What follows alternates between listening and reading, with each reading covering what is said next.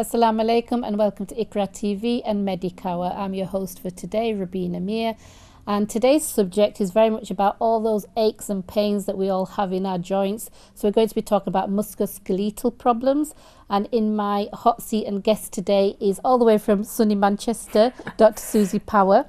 Sunny only the last 2 days. Only the last 2 days. I hope you've not brought the rain with you, Susie. Maybe. You've been a GP for well over 13 years and been working in Manchester for 8 years, and you've even worked in South America and a little bit in New Zealand as well, I think. That's right. So I'm really privileged to have you here today, and thank you for coming all the way to help us with Medicower. No worries. So we're going to talk about musculoskeletal problems, which we shorten for MSK, do we? Yeah, it's easier to say, definitely. Yeah, I'm struggling to say it. So when we talk about musculoskeletal problems, what are we talking about? Okay, well, basically what we're talking about is our body, so our muscles, our bones, the joints, so where our bones meet, the tendons and ligaments that all attach our bones together and our muscles together, really. The tendons are the bits that join the bone to the muscle, exactly, that's right. So every part of that system is what MSK applies to. Okay. And there are a number of different types of problems that can incorporate. Okay, so when our joints hurt, because we're all, I don't know if it's, you're a lot younger than me, and I'm thinking, I know that when I'm bending down in a supermarket, and it's okay going down, but getting up, sometimes the knees creak a bit, there's a sharp pain sometimes in the joints. Why do our joints hurt? What causes those kind of things? Sure.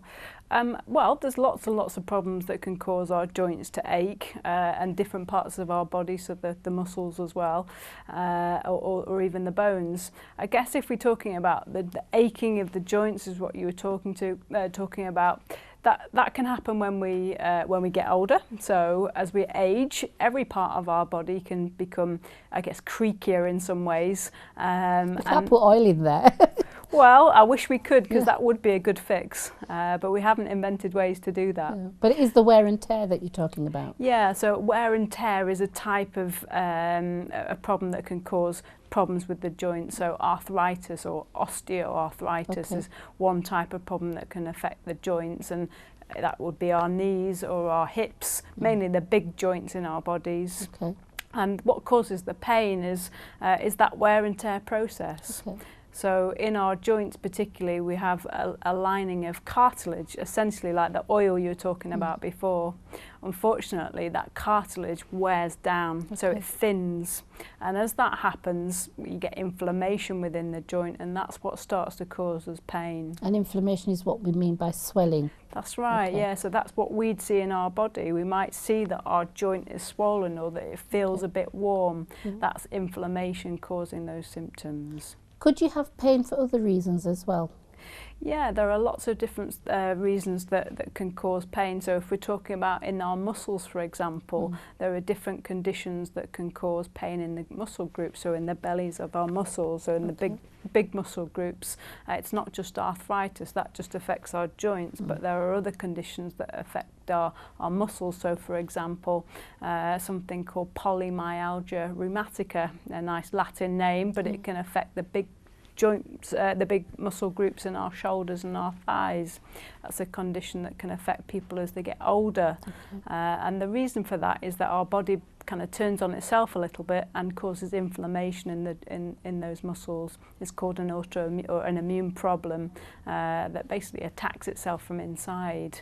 Are we doing anything ourselves that makes something like this come about? I mean, are we doing anything with our diets or with our lifestyles that can make these conditions appear? Sure, very much so. Yeah. So actually, we are kings or queens of our body. There are a lot of things that we're doing that can either make it better or make it worse. So you mentioned a couple of things there. Diets that can certainly have an impact, as can our weight. So being a healthy weight, keeping active.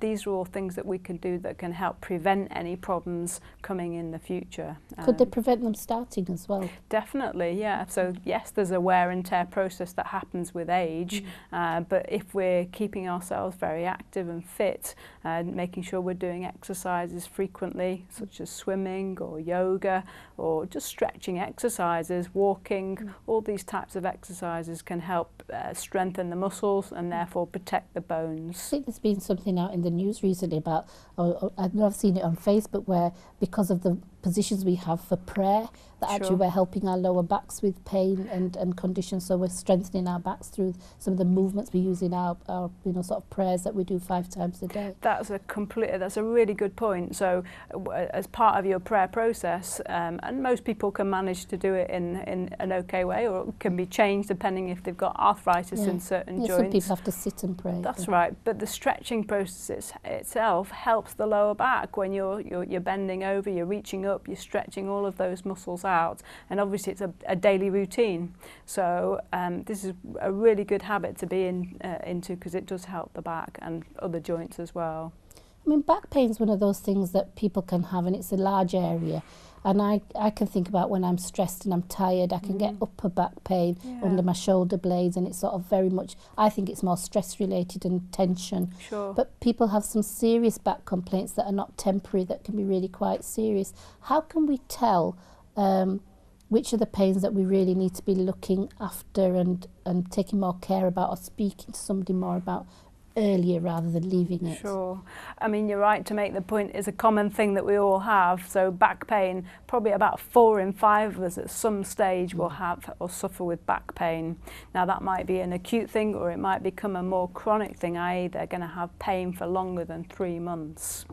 You mentioned, what do I need to worry about? So what kind of pain is it that I really need to think and stop? Do I need to do something about this?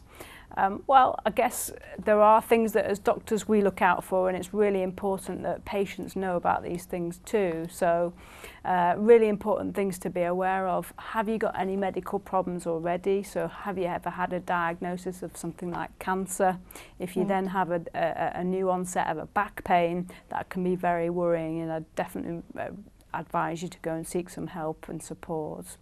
Other problems that might indicate something serious with regards to the back: are you having any weakness in the legs? Are you having any numbness in the legs? Any funny sensations travelling down the legs, either in one or the other? Are you having any really severe pain that's not responding to painkillers after a few days? Are you having any symptoms that are affecting the way you pee or the way you open your bowels? Any episodes where you can't control your bladder? That could be really serious. So this is back pain that can connect to that? That's right. Okay. So you would be having back pain with some of these problems. So if you're having a problem with the disc at the lower part of your back, these are some of the symptoms that you could present with, and actually it's really important you go and seek some help, because quite often that needs quite quick intervention. Yeah, often I think when people have disc problems, they really can't move very well, can they? That's right, they'd have a very severe pain. Yes. Like I said before, 4 out of 5 people at some stage will have back pain. The majority of people suffering with back pain, it's actually very mild. What you were describing before, that muscle tightness, we've all been sitting at a desk all day, or we've been sitting and been sedentary in class. We're not doing anything. Our back doesn't like that. Our body likes to move. So part of our job and our lifestyle, sitting down, will cause some of these tensions in our shoulders. Or if we're stressed, you know, if we're building up that tension and worrying, it can present as shoulder or back pain. That's a very common problem that people have when they're feeling stressed, or even tension in the head. It's the same process going on. Massage is used a lot in our community for sort of relieving that tension. Is that something you'd encourage? Oh, definitely. It's a very helpful treatment, and obviously in terms of the effects on the person, they're generally all very positive. The way that massage works is on a couple of different levels. So it's got that tactile nature. It stimulates the skin and the nerves on the ending of the skin, and that can help reduce the pain through the pain pathways that tell us that we've got pain in our brain. The other thing is it will help to reduce the tension, the kind of twisting of the muscles in the shoulders, or the tightness in the lower part of the back. So we know it's been a practice used for many years, and there's lots and lots of good outcomes for it. So it can be part of a daily or weekly routine, in fact, as well as stretching as well. not everybody's able to afford massage or to Sure. get somebody that can do that for them when they need it. Are there any exercises that we can do ourselves that would release tension in the upper areas of the back or neck? Oh, definitely. There's lots and lots of things that you can do yourself, and you don't need to have any fancy equipment either. You don't need to go to join a gym. You can do a lot of these things yourself at home or at work. So a lot of people will make sure that they need to make sure they're sitting properly at their desk at work first, or even in there while they're driving their car, for example. Make sure you're when you are sitting, you're comfortable. When you're lifting, you're making sure that you're lifting appropriately with the legs and not with the back. Exactly. So there are things that you can do to help prevent it. But in terms of exercises, yes, you could go on. I think probably one of the best websites that we could look at is Arthritis UK. They have some very, very good videos and just simple exercise sheets that can help with all parts of the back, be it the shoulders, the elbows, the lower part of the back, and they take 5 minutes. So 5 minutes of your day, a bit like saying, I've got my prayers. You can say, well, I've also got my stretches and my exercises to do. If in terms of coming to the doctor when we've got aches and pains, and what kind of medications are being recommended for these kind of joint pains? Sure. Well, I mean, we see a lot of these problems in surgery. So probably about 25% of all consultations we have with our patients, it's about a musculoskeletal problem, whether it's the knee, the back. So we see a lot of these problems. And actually the first thing I say to most patients is, why are you here? What have you done before? What are you doing? What might have prompted it to come on? So actually getting an idea of what they're doing that might be something they can change. So before jumping to medication, actually I always advise them on making sure that they're doing the right things first in terms of prevention and also helping to prevent the pain. That might even be things as simple as an ice pack. So 15 or 20 minutes with an ice pack on the area that's uncomfortable. That's not the first thing I tend to go for. I don't know if it's an Asian thing or what, but I know ice is the one thing I don't want to put on when I'm in pain. I tend to go for a hot water bottle. Okay, so that's fine. Both heat and ice work well, okay? And you might find one that works better for you, but worth trying ice as well. Yes, so the way ice works is that it will help to reduce the blood flow to that area, and that works to help reduce the pain by reducing the inflammation in that area. It draws away fluid, and that can help with the pain. Whereas heat, which is also very effective, only for 20 minutes though, will increase the blood flow to that area. And what that does is help to push all the nutrients into that part of your body, get that fresh blood flow in, oxygenated blood, and it helps flush away any toxins that are built up. So there's no right or wrong, but both can be very, very effective. You said about 20 minutes for heat treatment. How long would you use cold treatment? Same, so no more than 20 minutes with each treatment. So even if it's a bag of peas wrapped up in a little cloth? That's exactly how it should be, wrapped up in a towel, not directly onto the skin. And the same with the hot water bottles. Just watch out for actually causing any damage to the skin itself. Okay, that's really helpful, thank you. I guess in terms of things that we use pain relief wise, additional to those things, hot baths are another way of helping relieve those muscles. It helps your muscles to relax, doesn't it? That's right. Epsom salt in the bath, so that's trending now. Very trendy, but it does work very well. Okay, why does that work? Well, we think, and I might be wrong, but my interpretation is a little bit to do with the magnesium in the Epsom salts. We'll come on to that later. And we'll touch on that in a little bit, but it can help with the way that the muscles contract and relax. Okay, all right. In terms of pain relief, it's appropriate that you can use over-the-counter medications such as paracetamol that can be effective in reducing pain, or even something like a topical anti-inflammatory gel. You can buy ibuprofen gel over the counter, or some of the heat rubs from the pharmacy. And it's always appropriate to ask them for help too. Some people really go into sort of natural things like aloe vera and turmeric and other things like, I think celery is one of them as well that's good for do you agree with these things? Look, I think there's there's a lot of benefit to very natural products. We've been using a lot of natural products for such a long time. We know that they're very safe. In terms of what works for you, it's a bit like the heat and the cold thing. Yes. People very much find using turmeric with their hot milk, or using it actually as a skin rub. There are anti-inflammatory properties. The same with celery, as you mentioned. I didn't know about that one. I think celery is one. Yeah. Well, it's certainly health benefits to most fruit and vegetables. We use capsaicin as a gel to rub on the skin. Capsaicin's hot chili pepper. Chili, isn't it? Yeah. So we use that as a medical treatment because we know that it works. It's what we call a rubefactant. It creates heat to the area. So a bit like your hot water bottle. This is a great promotion for us to keep eating the curries. Very much so. Definitely. If we've got turmeric and chilli in it, at least. Anyway. Okay, Yeah. that's really useful. Yeah. I wanted to bring you back to the issues around back pain, and particularly, and not just back pain, but any pain. How should we look after our back when we're young, and especially when we're older? Okay. Actually, I think it's really important to focus on the young, because that's the time where we're going to help prevent any problems in the future. So if we can do it first, that's much more effective. In terms of children, let's even start from when they're first born. So is the child being breastfed? So we're thinking about their dietary requirements. So many benefits. Yeah, huge benefits. In terms of breastfeeding, if women are breastfeeding, then all babies are advised to be given a supplement of vitamin D. Actually it's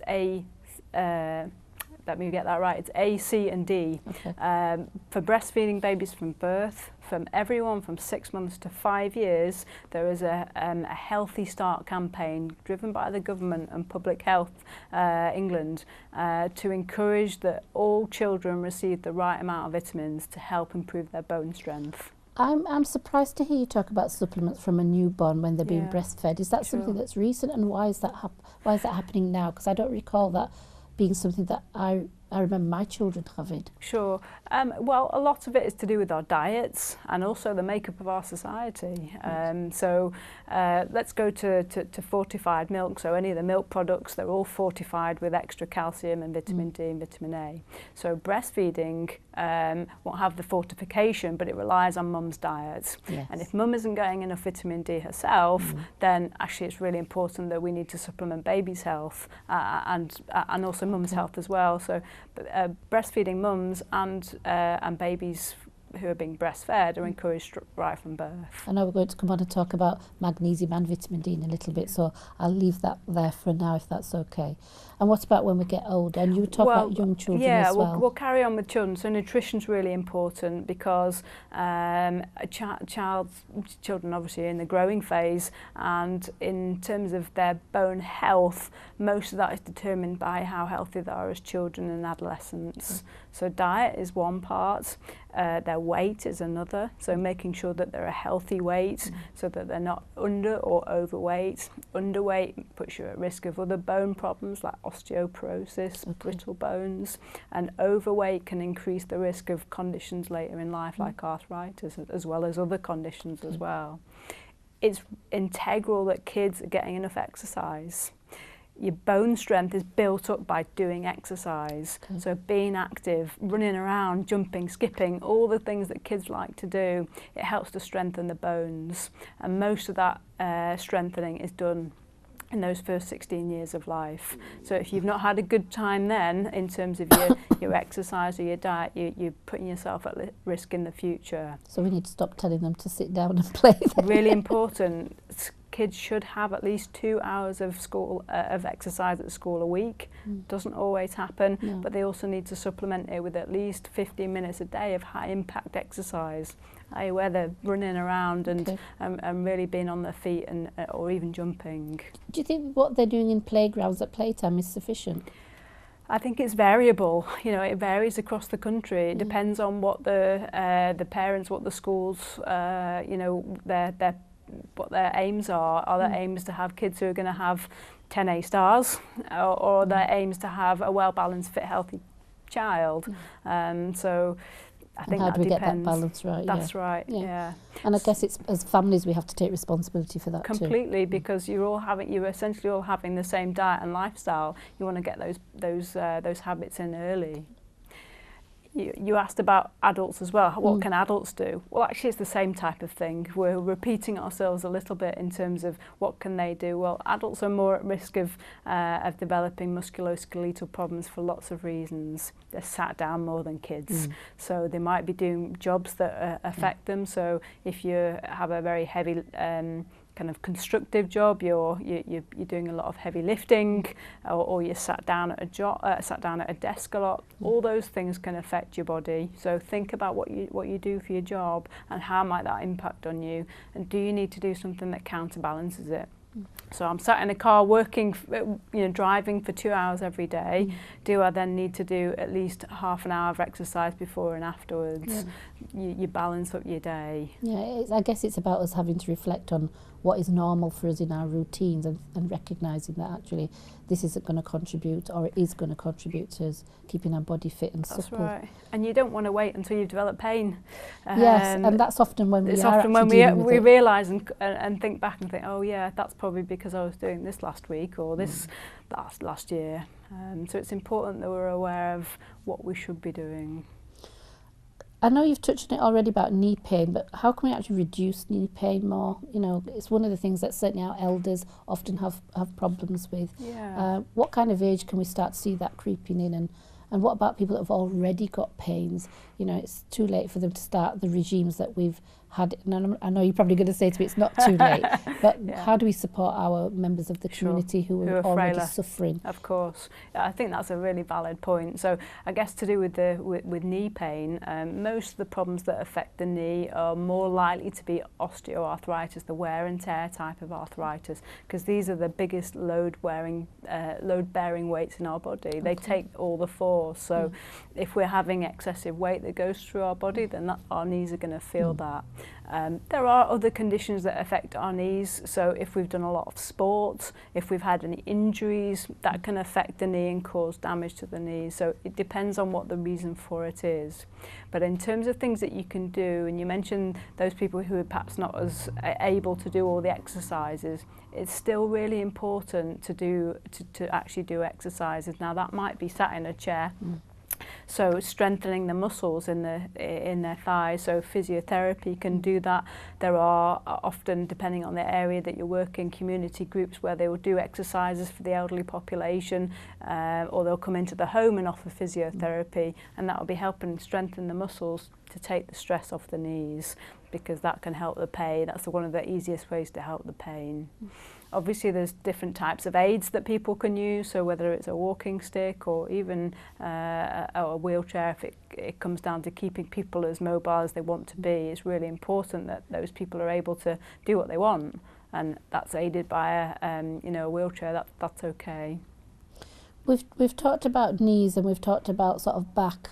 What about hands and hips and feet? So the smaller joints in the body, the hands and the feet, they can be affected for lots of other reasons as well. So you might be noticing that some of the changes in the hands are due to rheumatoid arthritis, an inflammatory type of arthritis, or it might be osteoarthritis from using them a lot. So our thumb is the most mobile joint in our body, so it's often affected the most. You can get inflammation of the tendons that run along the thumb, and that can present as swelling, pain or stiffness. In terms of, obviously, again back to your job, what do you do for your job? Are you a typewriter? Are you writing all the time? Are you on your phone all the time? There are lots of things that are going to impact on our hands.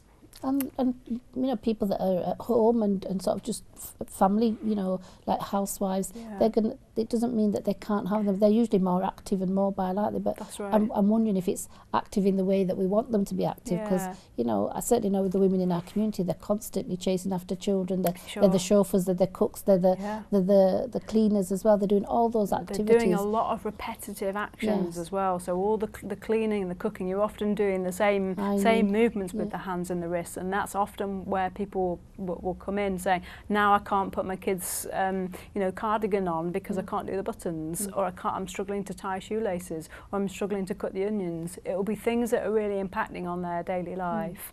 and that can be difficult to prevent, but often it is about still asking them to do some certain exercises that strengthen the muscles around it, or focusing on, is there another reason for the swelling? Is there another condition? Do we need to be worried about checking for some blood tests? Is there something inflammatory rather than a wear and tear arthritis? So if I were to come to the doctor and say, look, I'm having these kind of pains, you know, does it tell you, does it make a difference if they're sharp or they're dull? What's that telling you as a doctor? Yeah, we very much listen to the history of our patients when they tell us about their pain, because often that's actually where we get most of the information from, not the testing or the x-ray or the scans. They don't always show anything, do they? They don't, so x-rays are very poor at showing up people who've got arthritis, for example, so it's not something that we generally would do.